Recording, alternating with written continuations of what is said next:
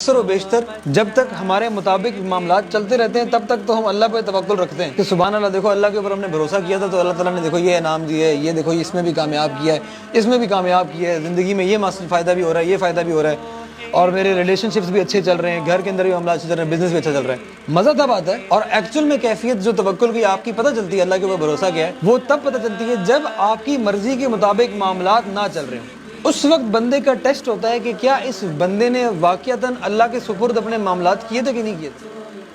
توکل جو ہے، جیسے میں نے آپ کو ڈیفینیشن بتائی، یہ ایک ہولسٹک کانسیپٹ ہے۔ یہ کسی ایک معاملے میں توکل کرنا یہ نہیں ہوتا۔ مثال کے طور پہ میں اس معاملے میں تو توکل کر رہا ہوں کہ جب ہم رشتے دیکھتے ہیں کہ اللہ سبحانہ وتعالیٰ جو وہ ہدایت دے دے گا لڑکے کو یا لڑکی کو، لیکن میں اس معاملے میں توکل نہیں کر رہا کہ اللہ سبحانہ وتعالیٰ جو وہ ساتھ ساتھ رازق بھی ہے۔ جو میں نے آپ کو بتایا یہ ورڈز اتنے امپورٹنٹ کیوں ہیں، اللہ کی صفات، وہ رزق بھی دے دے گا، وہ زندگی موت کا بھی کنٹرول اسی کے ہاتھ میں۔ تو یہ جب تک کمپلیٹ تصور نہیں ہوگا تو آپ یہ نہیں کہہ سکتے کہ میں ایک معاملے میں توکل کر لیا اتنا کافی ہے۔ نہیں، توکل جو ہے وہ ایک ہولسٹک کانسیپٹ ہے۔ It is some thing that you holistically accept with in your life. کسی بھی معاملے کے اندر جب آپ مدد طلب کر رہے ہیں اللہ سبحانہ وتعالیٰ کی تو یہ عبادت ہے، کیونکہ اللہ سبحانہ وتعالیٰ قرآن مجید کے اندر ہم جب نماز پڑھتے ہیں، ہر نماز کے اندر ہم کیا کہتے ہیں؟ ایاک نعبد و ایاک نستعین۔ ہم یہ بات ہر نماز کے اندر بولتے ہیں کہ اے اللہ ہم تجھ سے ہی مدد مانگتے ہیں اور تیری ہی عبادت کرتے ہیں۔ کہ اللہ سبحانہ وتعالیٰ نے عبادت کو سیپریٹلی مینشن کیے اور استعانت کو، مدد مانگنے کو اگین سیپریٹلی مینشن کیا ہے، اور ساتھ ساتھ کہا ہے کہ یہ میری ذات کے لیے خاص ہے، یہ کسی اور کے ساتھ آپ کو ریلیٹ نہیں کر سکتے۔ اس لیے کوئی بندہ اگر یہ بات بولتا ہے کہ نہیں میں عبادت تو اللہ کی ہی کرتا ہوں لیکن کسی اور سے مدد بھی مانگ رہا ہوں ساتھ ساتھ، تو اسی لیے یہ شرک بن جاتا ہے، کیونکہ اللہ سبحانہ وتعالیٰ نے یہ خود پرٹیکولر کیا ہے اپنی ذات کے لیے کہ استعانت صرف میری ذات کے ساتھ ہو سکتی ہے اور کسی دوسرے کے ساتھ نہیں ہو سکتی ہے۔ دس از ناٹ می اور